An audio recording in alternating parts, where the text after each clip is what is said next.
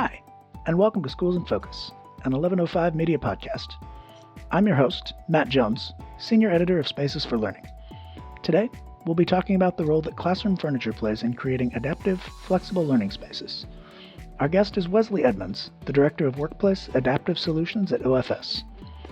We'll talk about how layering furniture selection into the initial design phase can help maximize a facility's square footage and student interaction. We'll also discuss how different pieces meet different needs, from collaboration and active learning to quiet study spaces. We'll also touch on designing for neurodiversity, the impact of design thinking on quote-unquote fixing education, and a couple specific case studies that put these theories into practice.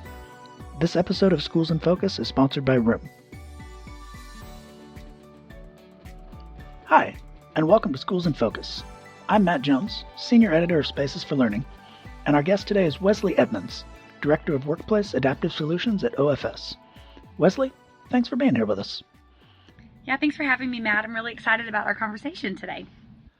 Can you tell us a little bit about yourself and your professional background? Yeah, of course. Like you said, I am now the Director of Workplace and Adaptive Solutions for OFS. But before that, I have a pretty long tenure in the commercial furniture industry and the commercial design industry as a whole. So I started a passion for design, as a little kid, honestly, but ended up going to the University of Georgia for a degree in interior architecture.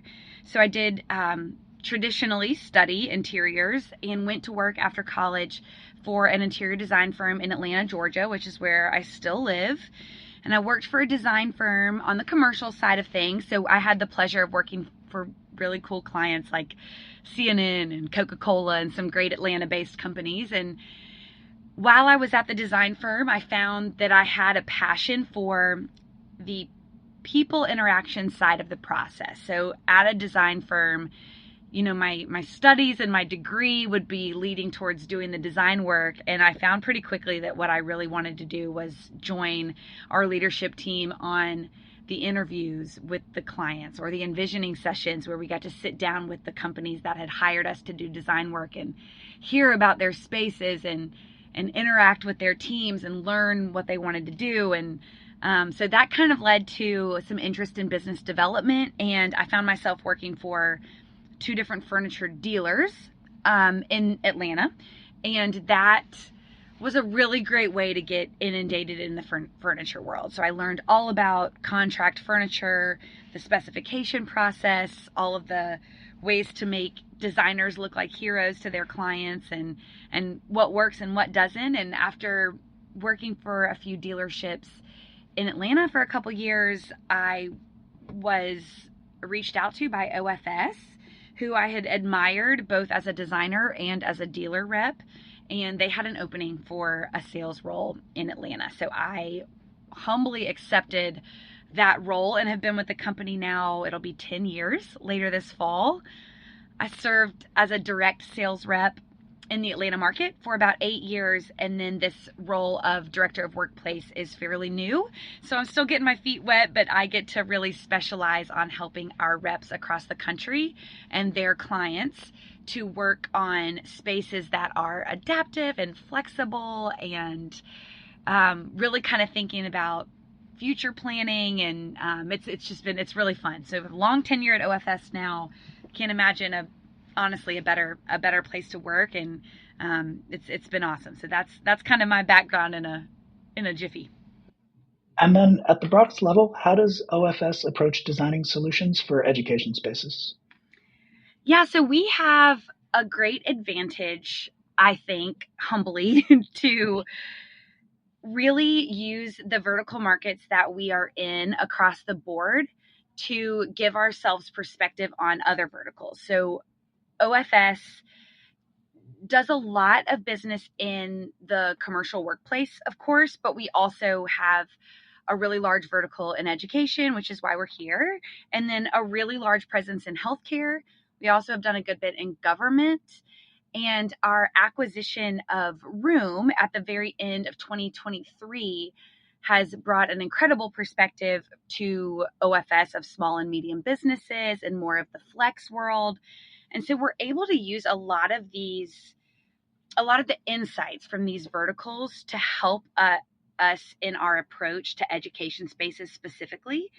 So we are able to really look at the bigger picture and think, if it works for hybrid work, would it also work really well in, let's say, a student on campus center that's, being used by soon to be young professionals? We're able to take a look at what is Gen Z wanting in the spaces that they're interacting with as they leave the collegiate world and enter into the business world, and how can we create spaces in education that help them to be prepared for the workplace and vice versa. So we're able to do a lot of this kind of cross-pollinating of ideas and research, and it also kind of leads us to, again, one of the things that's really the majority of my role with OFS is to focus on these inherently flexible, modular, adaptive furniture pieces and solutions that allow the end user to maximize their square footage and their user interaction. So that can look really different depending on the education space we're planning for. So if it is a college or a university, that may look one way.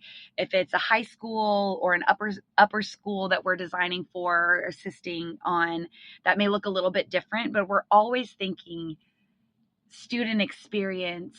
How does one student make the space work for them, although they're entirely a different person than the next student that may come into the space? So it's a really fun challenge. Honestly, it's a very fun thing to be thinking about. And can you give us a little bit more texture on how different pieces of furniture fit different types of education spaces? Sure, absolutely. That's a great question.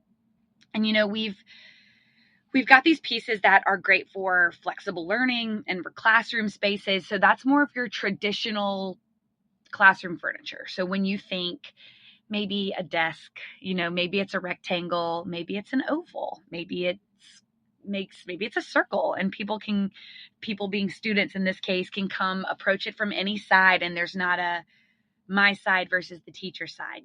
It could also be pieces like seating, something that's inherently going to be in just about every classroom. But then we think through what could make that better, what could make that experience better for the user. So we have a product where it's what would be considered maybe a traditional stack, flip, nest chair that you'd see in a bunch of classrooms, but the back has a small flex built into it. So it's got a very small little hinged flex. So when you sit down, you can rock ever so slightly back and forth. And so that's thinking about those students who may be on the more hyperactive side. Maybe they really struggle to just sit in a chair and listen. I definitely can relate to that. I was one of those students where sometimes it's really hard to focus, and I would either doodle on a piece of paper to help myself pay attention to listening, or rocking back and forth in a chair could be super disruptive if the chair isn't designed for that. But some of our pieces are 100% designed for that. We also have a chair that's really unique. It's called the Sorta chair, and the seat spins 360 degrees, and the backrest could also become an armrest. It could also become something you cross your arms in front of you and lean on, and so you're basically sitting backwards. It can have a book rack attached to it. It's almost like this, transformer of a chair that tends to support students and faculty really, really well, because we can put it in a space and people can use it however they need to use it that day. And that's something we find a lot in those more traditional quote unquote spaces like classrooms, where they're looking at tables and desks. How can we provide more solutions than just maybe what you're used to seeing? And then we also try to think about those in between spaces, the administrative offices, the breakout spaces. When we're looking at higher education, that's a lot of, maybe it's a dorm building student center, or maybe it's a really big library on campus. Have we created furniture that students feel welcome to use, and it's fairly obvious when they see that piece that they can make it their own? They can sit forward, backwards, sideways. They can sit on the arm without fear of breaking it. They have a place to put their books or their book bag without having to search for it. Just kind of creating those small little details and touches that encourage the students or the administration to use the furniture in a way that really invites them into the process, as opposed to just, using that chair that's there because it's the only thing available. Try to make it slightly more fun. I think I was also one of those students who could have benefited from a little bit of kind of flexibility and rocking back and forth instead of just the hard plastic chair. I I kind of wish I'd had one of those. Yes, I do too. And I now have young children, one of which is in elementary school. And his kindergarten teacher a couple years ago said he really has trouble sitting still. And I was like, well, yeah, I mean, I think most kindergartners do, especially a young, energetic boy. And man, I mean, he would greatly benefit from one of these. Maybe I can sneak him one in. And then I think in education, there's been the shift towards active learning spaces. There's been adaptability, flexibility, and kind of collaboration. And I think that's been the big shift. But sometimes for the sake of what education is, for if you need kind of quiet spaces to sit or study or read or be left alone, are there any kind of pieces that can foster that kind of student need?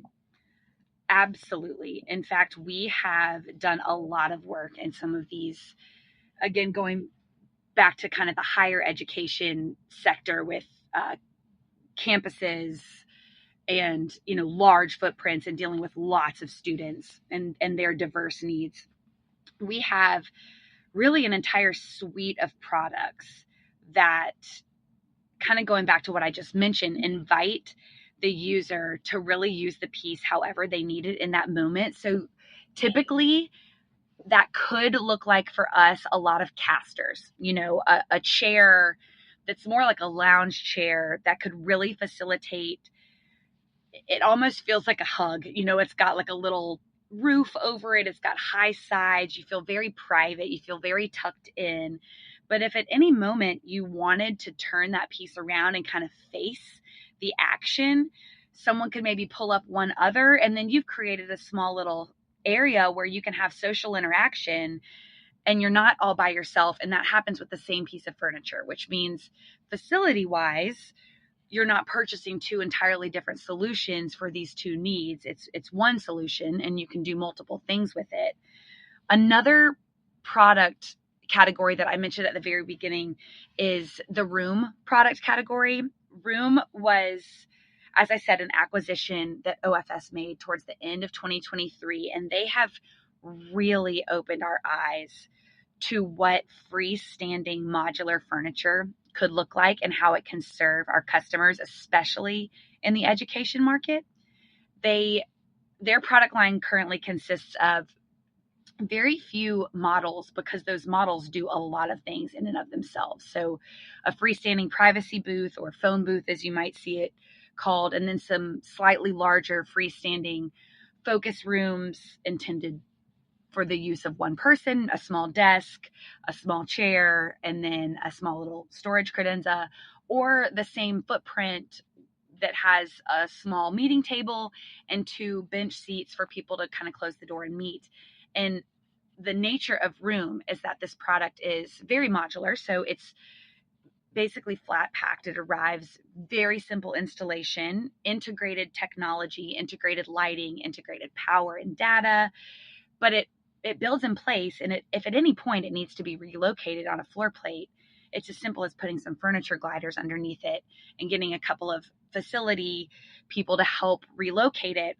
But once you close that door on that unit, you are tucked in, and it is completely sound absorbent in the sense that it meets all fire code, it meets all sprinkler code. It's not going to be deafening like a sound trap type of piece, but it invites you to speak at a normal volume. In fact, I'm sitting in one today while we record, and we have seen such an influx of need for these on campuses because those students who maybe need an impromptu place to meet with some people, but they don't want to meet out in the middle of a student center, or maybe it's a private conversation between a student and someone from maybe a teacher's aide or a professor, and those conversations don't necessarily want to happen out in the open. It feels a little vulnerable, but you can still see out the front. You've still got visibility into the action going on in the space, and you don't feel completely alone or isolated. And there's certainly that epidemic of isolation that we're seeing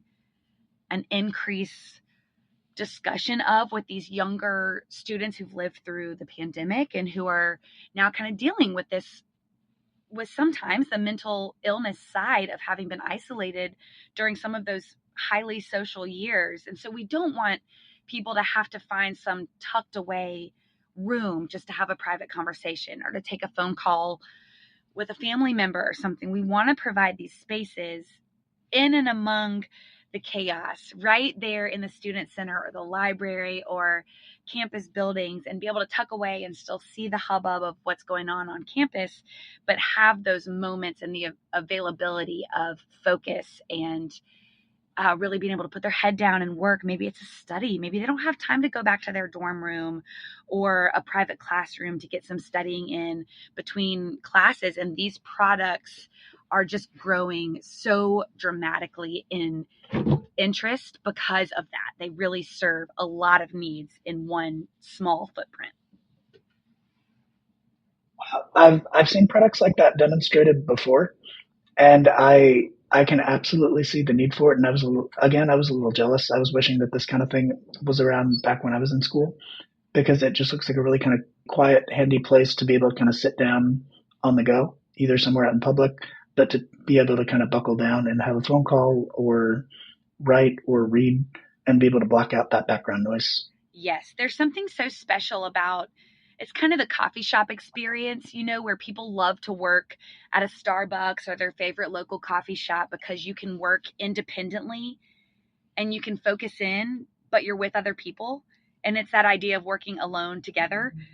I love that. In fact, I'm continuing to kind of do some research around that because there is something to that. When you're in a coffee shop, you don't know the people around you. So you're not just really distracted by their conversations because they don't really have anything to do with you. You can zero in on your work.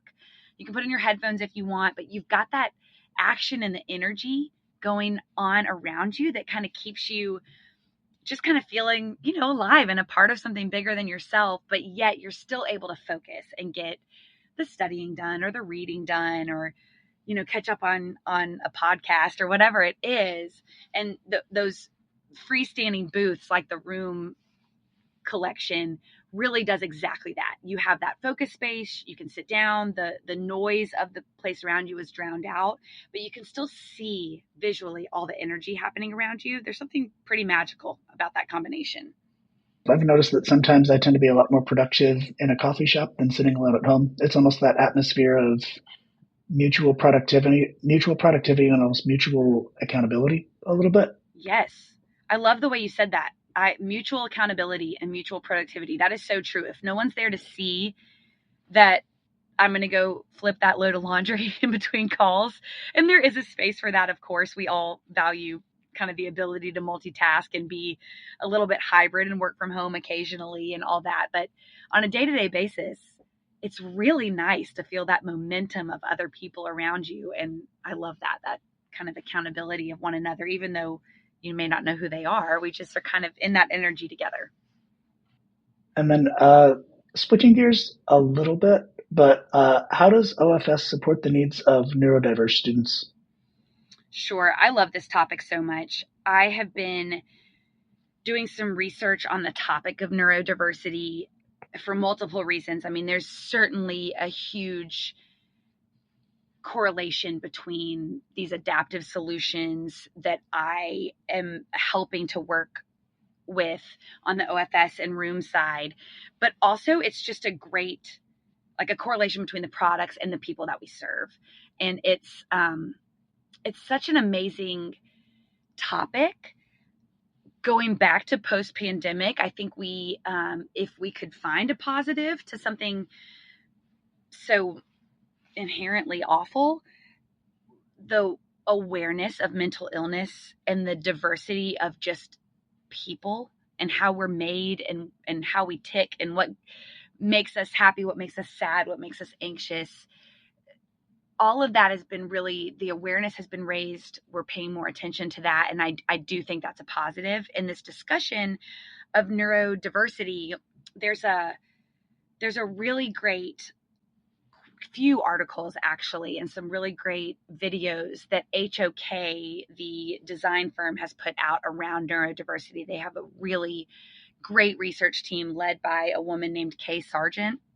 They've done a lot of studies around neurodiversity, and OFS is paying a lot of attention to that because it does play a huge role in the workplace, in healthcare, but I'd say maybe the most in education because we are seeing it impact these student aged people so dramatically.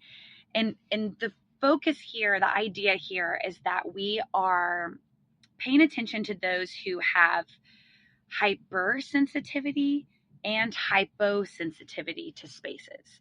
So hypersensitivity would mean that these people get highly anxious around a lot of color, a lot of noise, a lot of moving things, a lot of heavy textures, maybe a super graphic wall covering in a space that's got people coming in and out, poor acoustics, a lot of moving parts. That would be really triggering for that person. And then you've got someone that's hyposensitive, where they really crave those bright colors. The muted tones are very dull and boring. They find it to be very unmotivating, often to an extreme level, and then everything in between.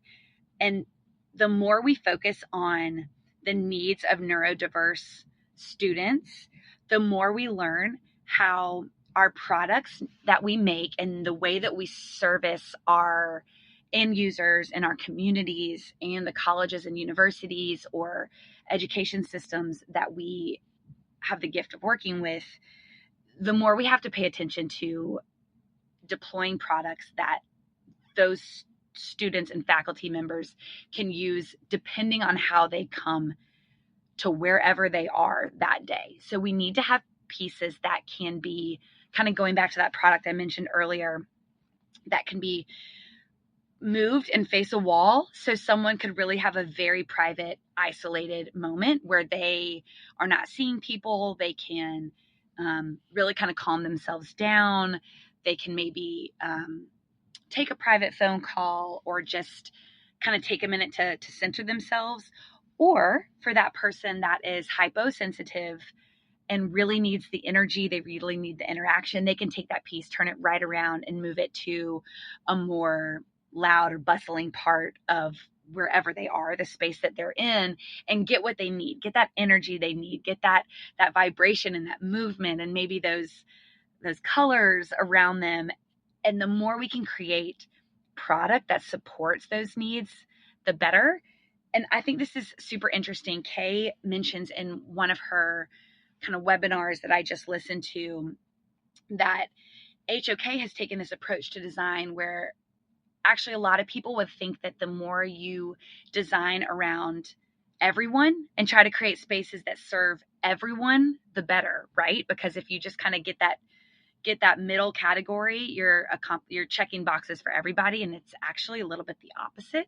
The more you design for the extremes, the more you're able to serve the means. And I think that's so beautiful. So in education, if we can create classrooms and those in-between spaces that cater to the hypersensitive and the hyposensitive and everyone in between, the more we have succeeded in creating spaces that everyone will find comfort in. They can find a place that serves them.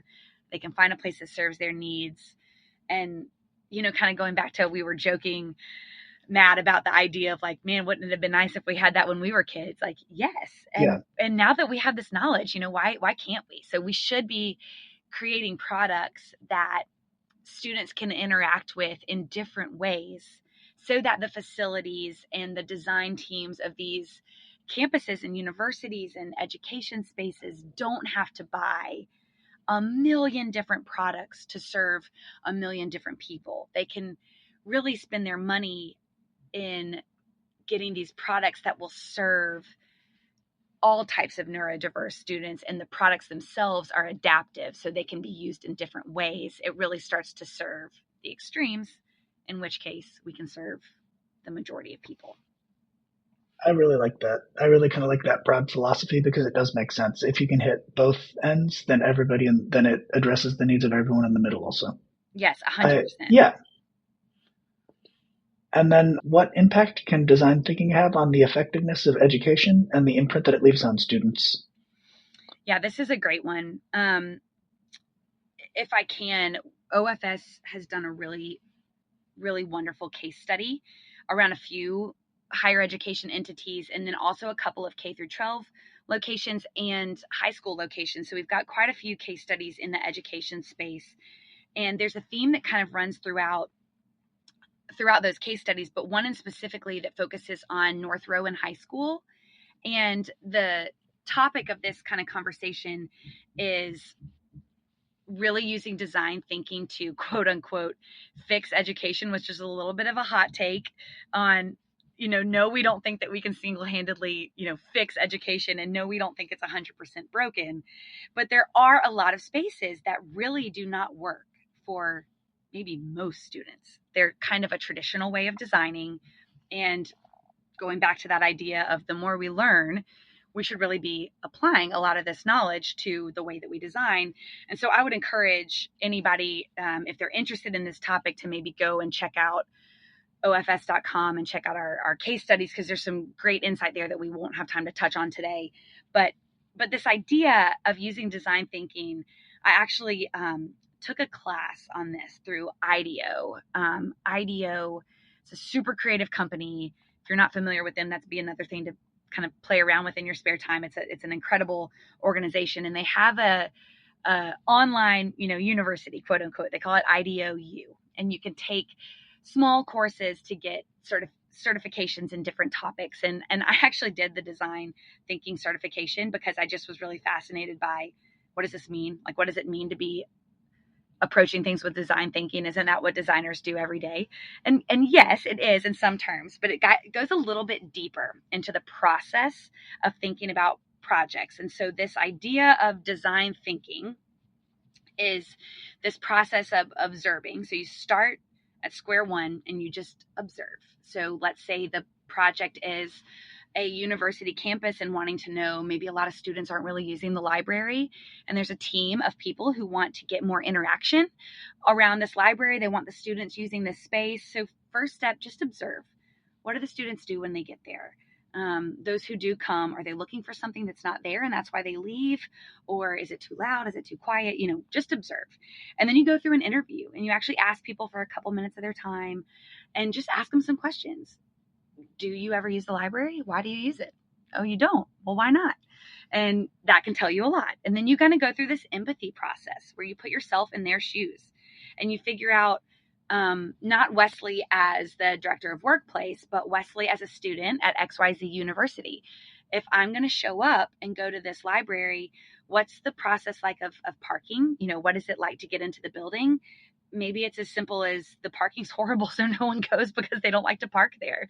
Maybe that'll tell us a lot. So you go through this empathy process, and then you kind of reveal insights, and then you go through this process of kind of that kind of takes you through the design thinking, and you start looking ahead at what you might be able to do to fix the problem. And then there are, of course, like so many other things you can do on the back end, and they encourage you to start out in that insights process with what you learned and not to be realistic about it, which I think is super, super interesting. I think a lot of times in the professional world, whether it be us, the furniture manufacturers, whether it be the design firm that was hired to work on the space along with the end user, whoever, we tend to get right to reality, which makes sense. We go straight to budget, we go straight to timeline, but sometimes that we kind of cut our legs off from beneath us and don't give ourselves time to fully stand up into the solution.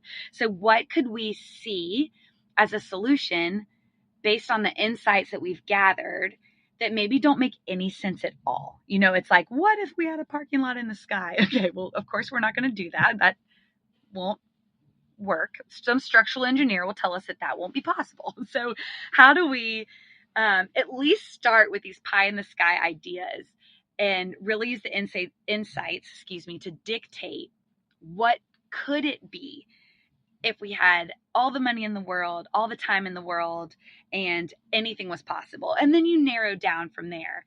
If we can't do that because parking lots can't float in the sky, then what could we do? If we were to bring that into reality, what could we do? And so the more that we as a company, OFS and our family of brands, of course, Room is thinking this way as well. We spend a lot of time kind of doing that with our clients and with the designers that we work with, and starting pie in the sky, starting like, what if your floor plan was made up of all freestanding modular units and you could change them and adapt them at any time? And would that work for you? Well, maybe not entirely, but maybe some of it would. And we start to get to these really cool solutions by doing it that way. So I hope that answered your question, but I think that's just this design thinking. It can really kind of quote unquote fix a lot of things. It gets us out of our own heads a little bit. I like that. It keeps practicality in mind, but you're not limited to it from the very beginning. Exactly. Were there any specific examples or recent projects that you'd like to discuss in the higher ed sphere that can kind of illustrate putting these theories into practice? Yeah, absolutely. We've done a really cool project recently with the University of North Georgia, which of course is one that's a little close to my own heart, being a Georgia girl myself. But we did the University of North Georgia Cottrell Center.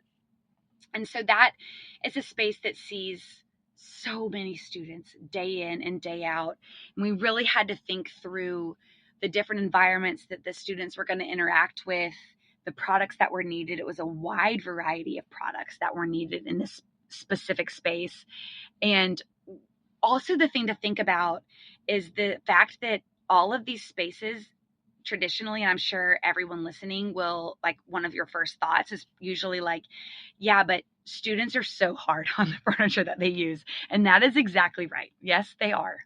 I, it's the same way with, I don't know that any of us graduate out of being hard on the furniture that we use until we have to buy it ourselves. And then we're like, hey, don't touch my sofa. It's like you have to pay for it yourself until you have that ownership over it.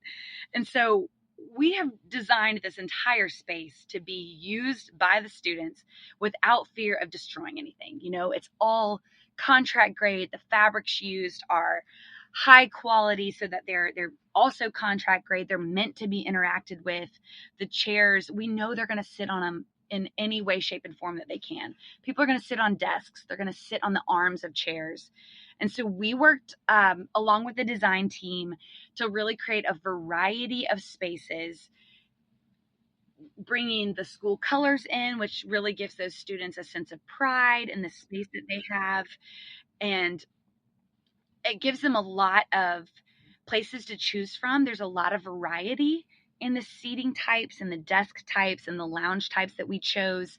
Kind of going back to that, it kind of touches on that neurodiversity topic, that when students go into this space, it is open, it feels made for them, it feels very intentional, and there are such a wide variety of spaces to go into that it would be hard for them not to find a place that would fit for whatever their needs are that day. And there's some great photography images on our website, of course. And another one I'll touch on just very quickly is the University of Georgia. And we did an installation of a couple room booths there, just popped in place a couple of room phone booths, and have had really great feedback on that.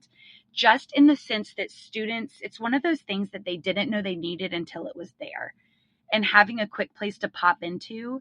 And we have kind of started small. It's a fairly recent installation where we've just put a couple on their campus, and students can use them. And at any point, if it's not getting great use in, XYZ building, we just put it in another building. And the facilities team has every right to move it all over their campus as they see fit. And the feedback has been really wonderful, that the students tend to really love having a place right there in between classes that they can pop into, have a phone call, get a quick study session in, whatever it is. And it's right when they need it. If they have to seek it out and find it, they're probably not going to go there. That's same with all of us online. If I have to search for something for longer than a couple minutes and it's going to take me more than 5 or 6 clicks, studies show I'm just not going to do it. I'm not going to go there. I'm not going to visit that website. Same thing. If a private space is impossible for a student to find, well, they'll either make their own out of moving furniture all over your plan, or they won't use it. And so putting these pieces in the middle of the places that the students are already interacting in has been really powerful. It's been fun to see. Spinning off of that a little bit, how does OFS keep tabs on some of the wider trends in the education industry? Yeah, we have a really amazing team of education specialists across the country.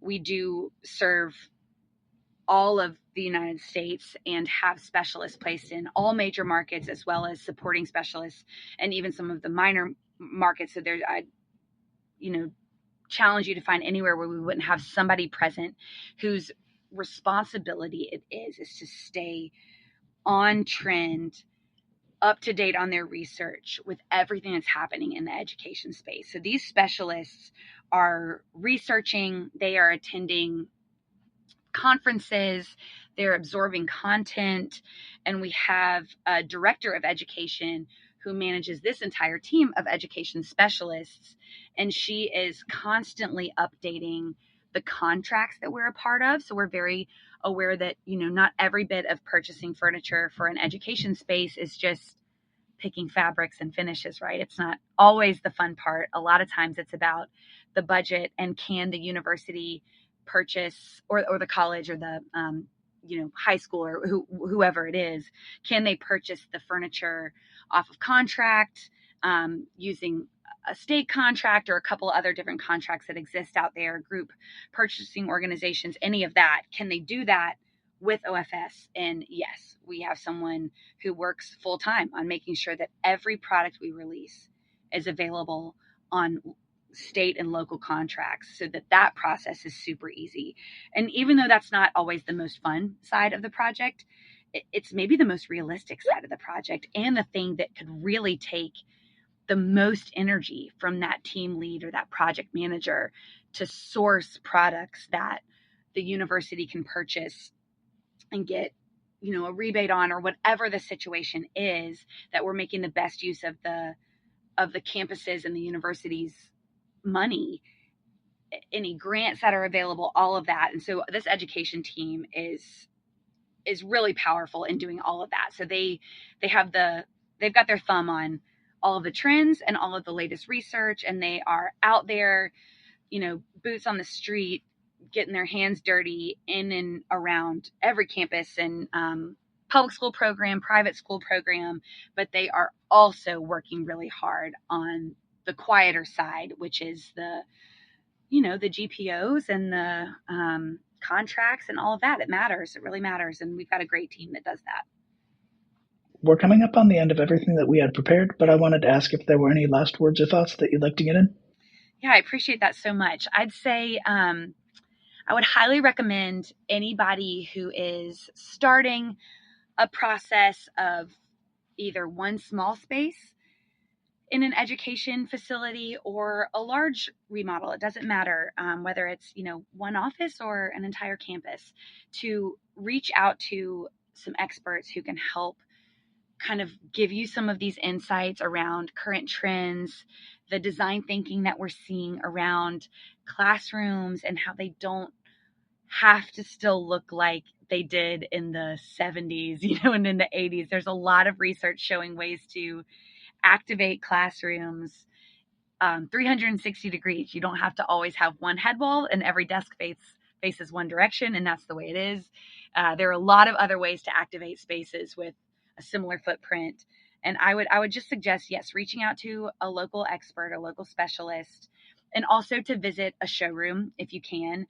We have OFS showrooms across the country, and we also have a showroom in New York that we would be thrilled to show people around anytime. But I would just suggest getting in front of products, testing it, feeling it, asking questions, really kind of challenging the reps to give you the answers that you need for your space, because it is all about your project, your students, the money that you've set aside. These projects, whether it's a small space or not, that's money that you've been entrusted with to do really big things with, right? And the worst thing that could happen is that you get led down a path that doesn't end up working for that school or those students or that faculty, and it's a waste of the money and the resources that were used. And so I would just highly recommend getting in touch with somebody and just asking those tough questions, letting them educate, getting a feel of the products. We do have the room products in most every showroom, not in most, in every showroom across the country. And a lot of our dealers also have the products. So even if it's just that one phone booth that you want to test out, go and see it in person and ask questions and challenge the status quo and see what you might learn that you didn't know ahead of time. I think there's a lot of great resources out there, OFS and outside of OFS, and so just would encourage you to have some fun with the process and ask those tough questions. That's where the best learnings come from. And then I think one more time, I wanted to thank you so much for being here with us today. Our guest was Wesley Edmonds, the Director of Workplace Adaptive Solutions at OFS. I learned a lot today, and I think our listeners did too. And just thank you so much for being here and sharing that with us. Thank you so much, Matt. Really appreciate it. And then for our listeners, likewise, thanks for spending some time with us today. I'm your host, Matt Jones, Senior Editor of Spaces for Learning, and we'll see you next time on Schools in Focus.